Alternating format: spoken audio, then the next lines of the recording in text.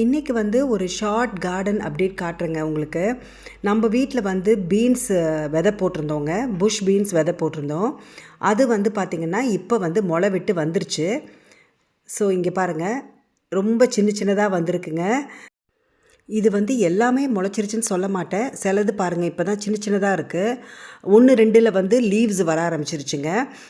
So நான் வந்து ஒரு 10 12 விதை போட்டிருக்கேன் இந்த தொட்டியில். ஸோ இதுக்கப்புறம் அடுத்த தொட்டியில் என்னன்னு பார்த்தீங்கன்னா கேரட் விதை போட்டிருக்கேன். கேரட்ஸ் வந்து முளைச்சி வருது பாருங்கள், அங்கே பாருங்கள் குட்டி குட்டியாக செடி வந்திருக்கு. ஆனால் கேரட் வந்து நான் நிறைய விதை போட்டிருக்கேங்க. ஏன்னா ரொம்ப சின்னதாக இருக்கும் கேரட் விதை. ஸோ நீங்கள் வந்து அது கணக்கு வச்சு போட முடியாது. ஆனால் முளைச்சி வரும்போது நீங்கள் வந்து பக்கத்தில் இருக்கிற செடிங்களை வந்து நீங்கள் எடுத்துடணும். அப்போ தான் வந்து கேரட் வந்து நல்லா வளரும். அதனால் வந்து நான் இப்போ இட்டிருக்கேன். இன்னும் கொஞ்சம் பெருசானதுக்கப்புறம் எடுத்துருவேங்க. பீன்ஸ் வந்து ரொம்ப ஈஸி டு மெயின்டைன் க்ராப்புங்க. நீங்கள் நிறைய எஃபர்ட்லாம் போட தேவையில்லை. நீங்கள் வந்து கொஞ்சம் கேர் இருந்தால் போதும், நல்லா முளைச்சி வந்துடும். இந்த தொட்டிலையும் நான் பீன்ஸ் தான் போட்டிருக்கேங்க.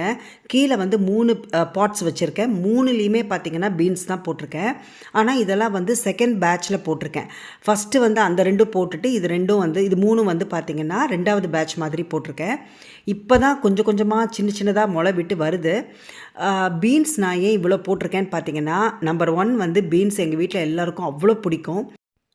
இன்னொன்று வந்து எங்கள் வெதருக்கா இல்லை எங்கள் வீட்டில் வந்து நான் வளர்க்குறதா என்னன்னு தெரியலங்க. ஆனால் எனக்கு எப்போதுமே பீன்ஸ் வந்து நிறைய காய்க்கும். சின்ன செடியாக இருக்கும். அதில் பார்த்திங்கன்னா அவ்வளோ காய் இருக்கும். ஒரு சாம்பாருக்கு பொரியலுக்கு ஈஸியாக உங்களுக்கு கிடச்சிரும், அந்தளவுக்கு காய் இருக்குங்க. அப்புறம் நம்மளோட ஸ்ட்ராபெரிஸு, இது வந்து என்னோடய பழைய ஸ்ட்ராபெரி. அதில் வந்து நிறைய காய் வச்சு வந்திருக்கு. நான் வந்து இதில் சோலார் லேம்ப் போட்டு வச்சுருக்கேங்க. ஈவினிங்கில் பார்க்கும்போது ரொம்ப ப்ரிட்டியாக இருக்கும். இந்த 2 பாட்லேயும் இருக்கிறது உங்கள்கிட்ட சொன்னேன் இல்லையா, தூக்கி போட போகிறேன்னு. ஆனால் அதில் ஃபுல்லாக பூ வச்சிருச்சு. அதனால் சரி இந்த இயர் இருக்கட்டும்னு விட்டுட்டேன்.